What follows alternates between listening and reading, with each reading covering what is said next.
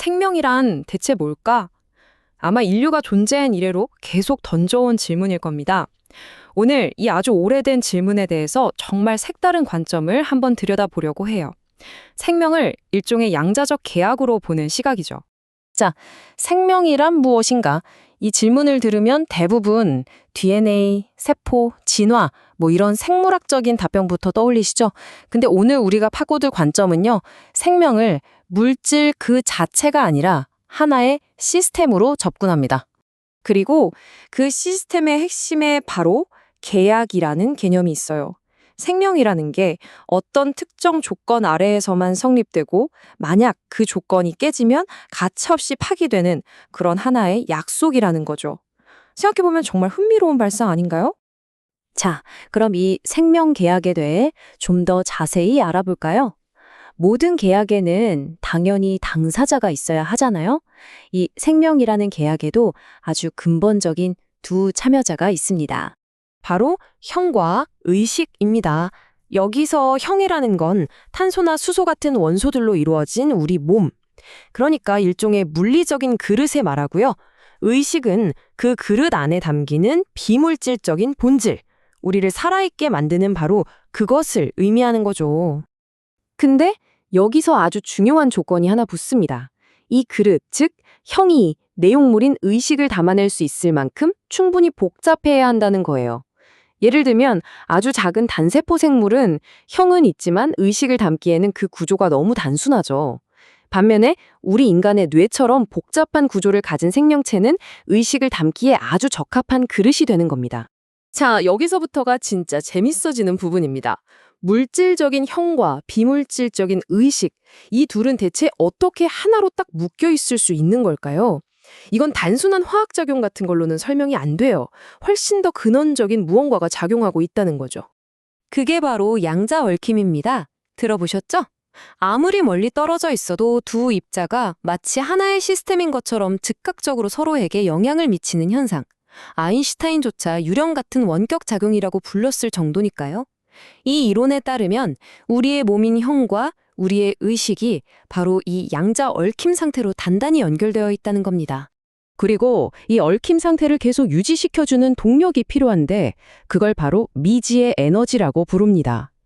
이 에너지는 형과 의식을 붙여주는 접착제 같은 역할을 하면서 동시에 의식이 활동할 수 있게 하는 연료가 되어주는 셈이죠. 이 개념이 좀 추상적이니까 사과에 한번 비유해 볼게요. 자, 상상해 보세요. 엄청나게 강력한 에너지가 두 개의 입자를 하나로 꽝 하고 묶어서 마치 하나의 사과의 양면처럼 완벽하게 연결된 상태를 만들어요. 이때 미지의 에너지는 이 사과가 쪼개지지 않도록 꽉 붙잡아주는 힘인 거죠. 하지만 누군가 이 사과를 관찰하는 순간 사과가 딱 쪼개지는 것처럼 둘의 얽힘도 와르르 깨져버리는 겁니다. 이 아이디어를 지구 생명의 기원에 한번 적용해 볼까요?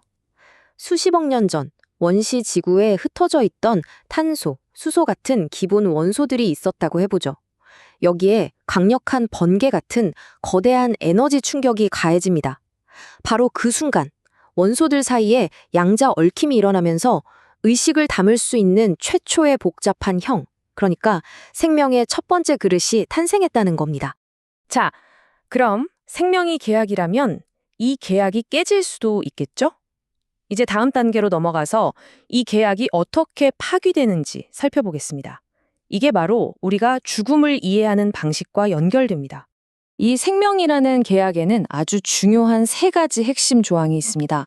첫째, 그릇인 형이 충분히 복잡한 상태를 계속 유지해야 하고요. 둘째, 미지의 에너지가 끊임없이 공급되어야 합니다. 그리고 마지막 셋째, 형과 의식을 잇는 양자 얽힘 상태가 절대로 깨지면 안 됩니다. 만약 이 조항들 중에 단 하나라도 위반되는 순간 계약은 그대로 파괴되는 겁니다. 이 관점의 가장 핵심적인 주장이 바로 이겁니다.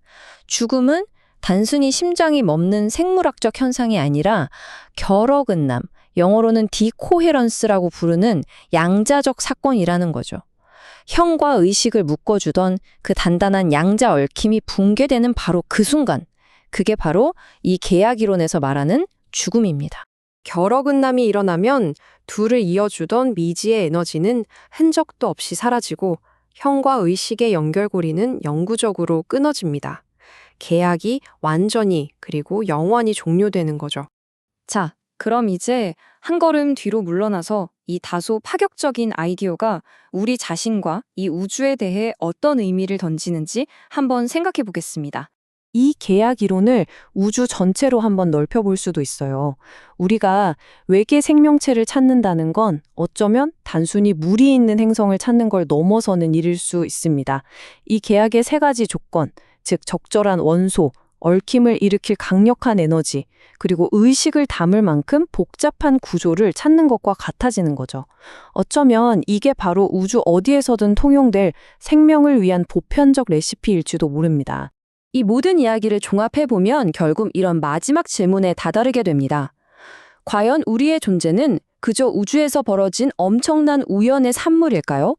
아니면 이 모든 계약을 가능하게 한 어떤 거대한 설계의 일부일까요?